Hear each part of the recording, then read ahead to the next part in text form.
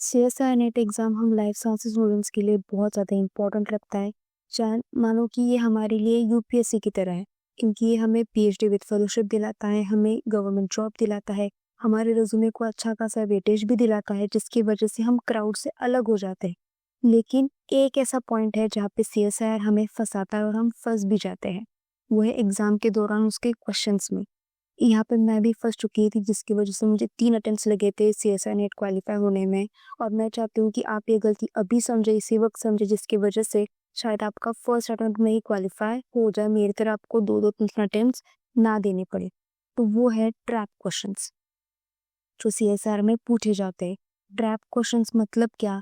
जो दिखने में आसान दिखते हैं, लेकिन बहुत ज़्यादा टाइम कंज्यूमिंग होते हैं, बहुत ज़्यादा कॉन्सेप्ट्स की ज़रूरत पड़ती है और वो हमें इतना ज़्यादा ट्रैप कर देते हैं ना उसके बीच में कि हम उससे बाहर ही नहीं निकल पाते। और उसकी वजह से हमारे जो ईज़ी क्वेश्चंस भी हैं, हम वो भी छोड़ आते हैं। हम सबको पता है कि सीएसआईआर 3 टाइप के क्वेश्चंस पूछता है, यानी कि ईज़ी एंड स्ट्रेट फॉरवर्ड भी होते हैं, इंटरमीडिएट भी होते हैं और ट्रैप क्वेश्चंस भी होते हैं। ईज़ी क्वेश्चंस में आपको पूछा जाएगा वो है स्ट्रेट फॉरवर्ड क्वेश्चंस आएँगे उसमें, जैसे कि ये एक मैच द फॉलोइंग का एग्जांपल है, गोल्गी, न्यूक्लियोलस, पेरिक्लोसोम, ईआर। हम सबको पता है, जिन्होंने बीएससी एमएससी की हुई है, ये हमें हर स्ट्रीम में आता है, यानी कि आप माइक्रोबायोलॉजी ले लो, बायोटेक ले लो, ज़ूलॉजी, बॉटनी, आप कौन-सा भी स्ट्रीम ले लो, यहाँ ये क्वेश्चंस आपको आएँगे ही आएँगे। तो ये ईज़ी है, स्ट्रेट फॉरवर्ड है और मैच द फॉलोइंग है, जिसकी वजह से और आसान हो जाता है। अगेन एक एग्जांपल ईज़ी का ये है, डीएनए रेप्लिकेशन, सेल डिवीजन के बारे में पूछा था एस फेज में, फिर उसके जो प्रोटीन्स है उसके बारे में पूछा था और करेक्ट स्टेटमेंट्स पूछे थे। अगेन ये बहुत ज़्यादा ईज़ी है, स्ट्रेट फॉरवर्ड है, क्योंकि डीएनए रेप्लिकेशन हम बहुत ज़्यादा हमने पढ़ा हुआ है, ये हमें आता है।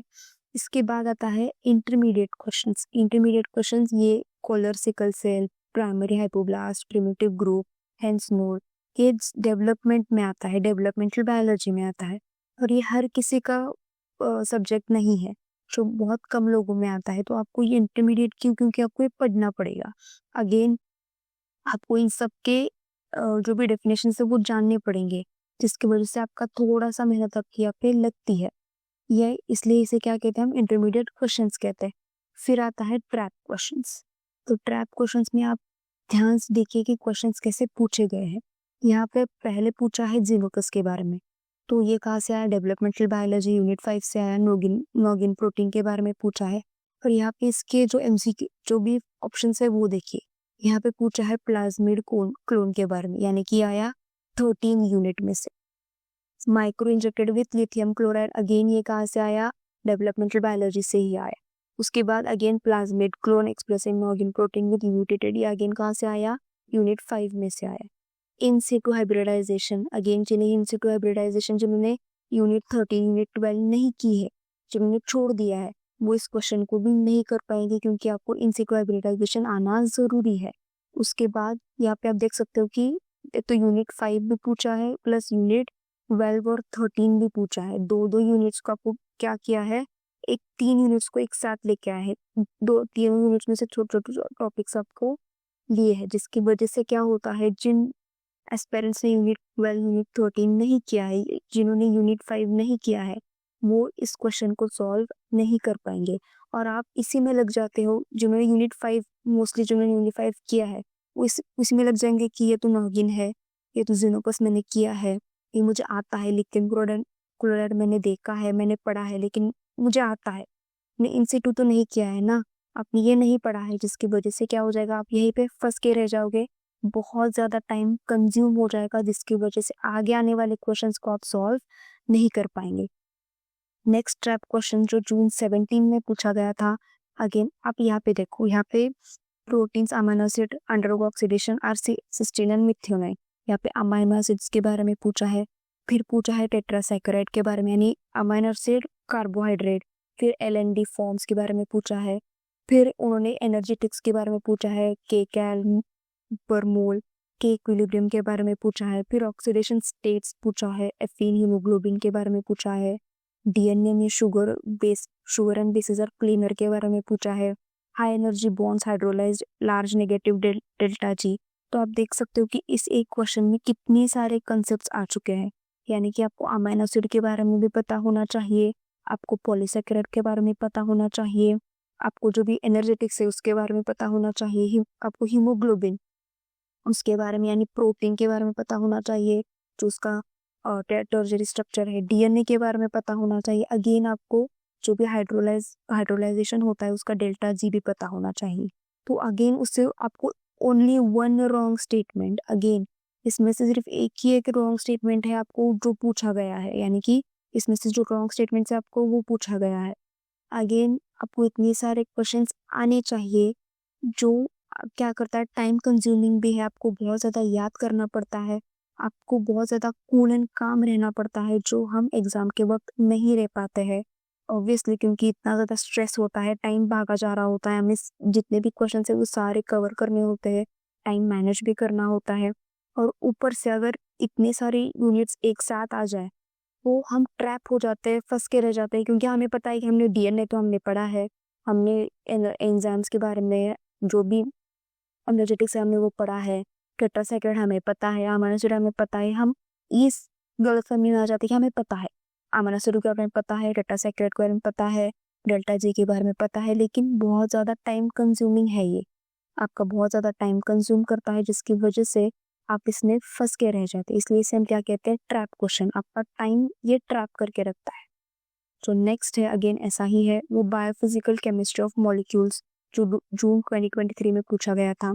अगेन यहाँ पे सोल्यूट उसका बॉइलिंग पॉइंट पूछा गया है, फिर वो सोल्यूट डिसोशिएट मोलैरिटी पूछा गया है, 2 एटम्स के बारे में पूछा है, अगेन सोल्यूट से 2 एटम्स तक आ गए, फिर रिएक्टेंट कॉन्सेंट्रेशन वर्सेस टाइम जो प्लॉट होता है उसके बारे में पूछा है, अगेन फिर आ गई है किसमें, ग्लूकोज, सैकेराइड, टायरोसिन, ट्रिप्टोफैन, ये यूवी, ये अगेन 13 यूनिट का थोड़ा सा उन्होंने डाल दिया है। तो आप देख सकते हो कि अगेन ये डी जो भी 4 ऑप्शन है उसमें जितने हो सकते उतने सारे कंसेप्ट उन्होंने डाल दिए हैं। अगेन जिनको भी ये पता है, जिन्होंने भी ये पढ़ा है, लेकिन आपका टाइम बहुत ज़्यादा कंज्यूम हो रहा है यहाँ पे। अगर आपने गलती से एक भी, आप फॉर एग्जांपल डिपेंडेंट नहीं पढ़ा, आपने सब्सटेंशियली आपने नहीं पढ़ा, या आपने इक्विमोलर कॉन्सेंट्रेशन आपने नहीं पढ़ा, सॉरी आपने 1s2 रिएक्टेंट आपने नहीं पढ़ा, क्योंकि हम यही करते हैं, मुझसे भी यही गलती होती है कि मैं क्वेश्चंस जो भी हम एग्जाम में होते हैं हम क्वेश्चंस ज़्यादा फटाफट पढ़ने की कोशिश करते हैं, उसमें हम बहुत सारे जो छोटे छोटे डिटेल्स हैं हम वो भूल जाते हैं, जिसकी वजह से ऐसे क्वेश्चंस का गलत होना बहुत ज़्यादा, क्या कह सकते हैं, हाई चांसेस होते हैं इसके गलत होने के। तो आपको क्या करना है कि आपको ऐसे क्वेश्चंस को अवॉइड करना है। मैं नहीं कहती कि आपको पूरी तरह अवॉइड करना है, अगर आपके पास कोई ऑप्शन नहीं है, अगर आपके मतलब जितने 25 क्वेश्चंस हो गए यूनिट सी में, फिर यूनिट बी में 35 क्वेश्चंस अगर आपके नहीं हो रहे या उसके मतलब 20 जो भी आपने एम रखा है उतने नहीं हो रहे, तो आप इसे सॉल्व कर कीजिए। लेकिन अगर कोई और क्वेश्चन मिल रहा है जो इजी है, जो इंटरमीडिएट है, तो मैं कहती हूँ कि आप उसे सॉल्व कीजिए, इन क्वेश्चंस के पीछे ना पड़िए। तो हमारा नेक्स्ट एग्जाम्पल है जो दिसंबर 2018 में पूछा था।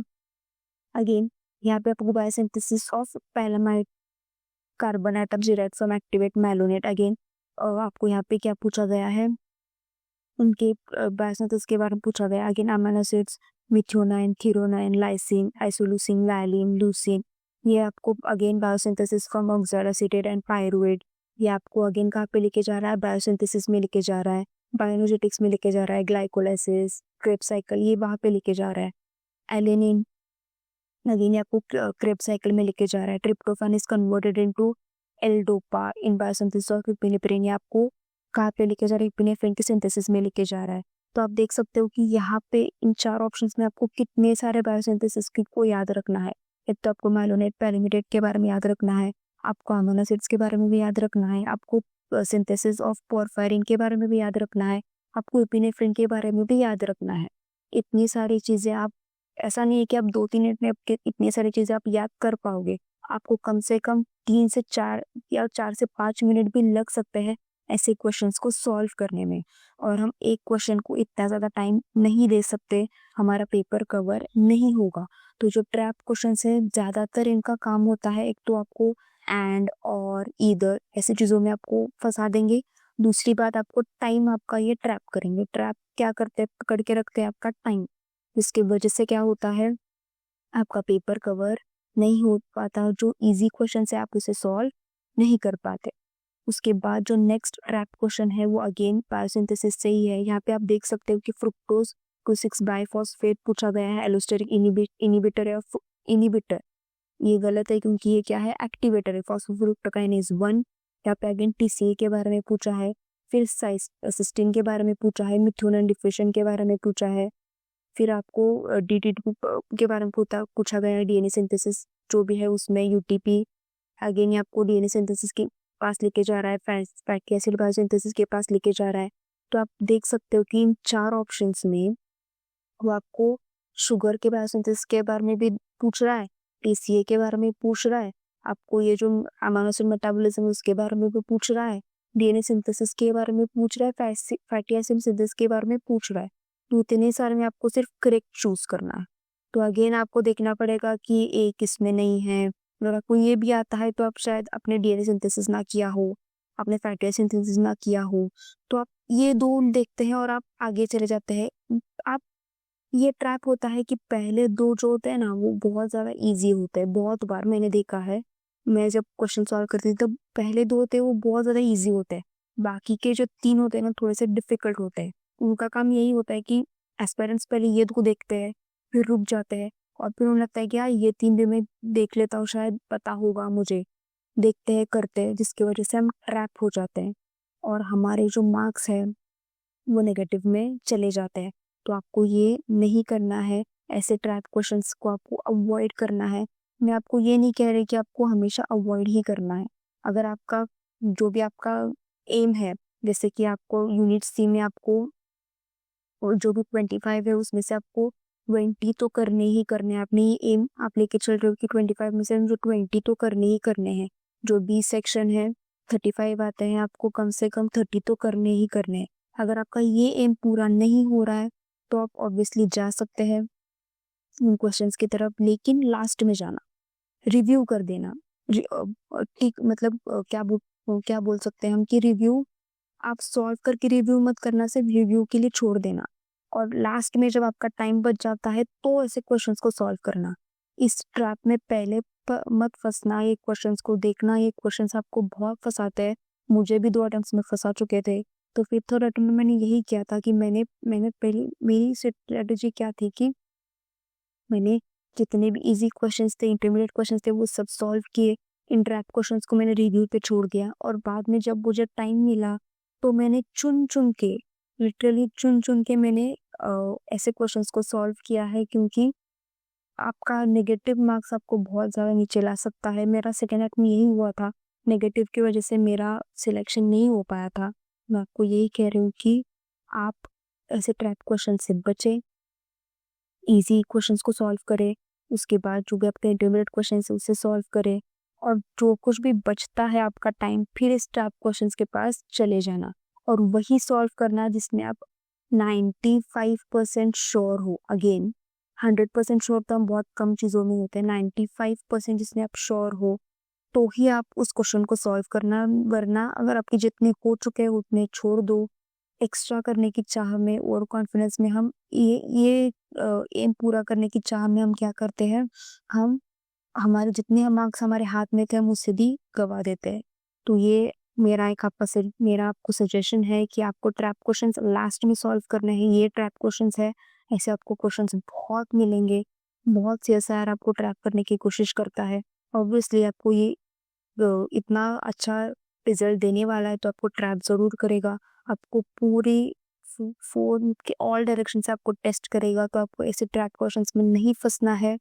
आपको पहले क्या करना है, क्विज़ी क्वेश्चंस, फिर इंटरमीडिएट क्वेश्चंस और फिर टाइम बचने के बाद क्या करना है, आपको ट्रैप क्वेश्चंस के पास जाना है।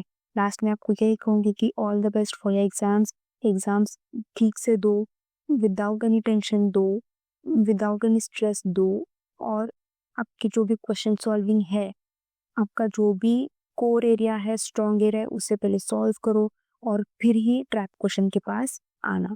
All the very best. I wish कि आपका इस अटेम्प्ट में आप सबके एग्जाम्स क्वालिफाई हो जाए।